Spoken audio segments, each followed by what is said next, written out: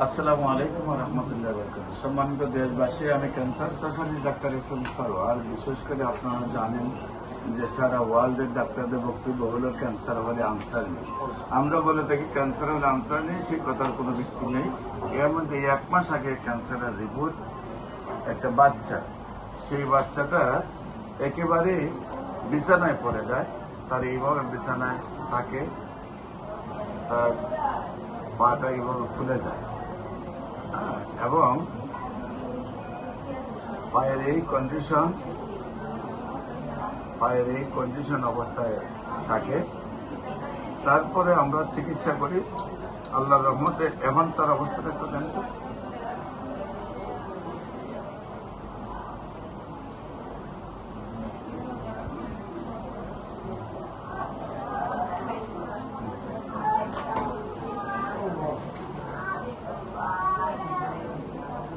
আমরা অলরেডি 1 মাস চিকিৎসা করার পরে বাচ্চাটা এখন সুন্দরভাবে হাঁটে এবং আল্লাহর অশেষ রহমতে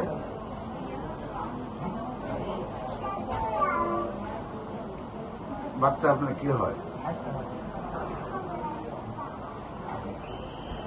আমরা বাচ্চার অভিভাবকের সাথে কথা বলছি। আপনার নাম কি? মোহাম্মদ হাবিবুর রহমান। এই বাচ্চা আপনার কি হইতো? আপনার 22টা। বাচ্চার কি অবস্থা ছিল?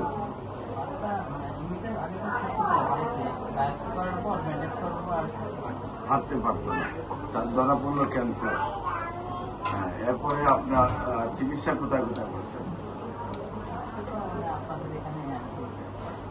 চিকিৎসা আমার এখানে করছেন, করার পরে কয় মাস চিকিৎসা করলেন? 1 মাস চিকিৎসা করার পরে বাচ্চা এখন হাঁটতে পারে।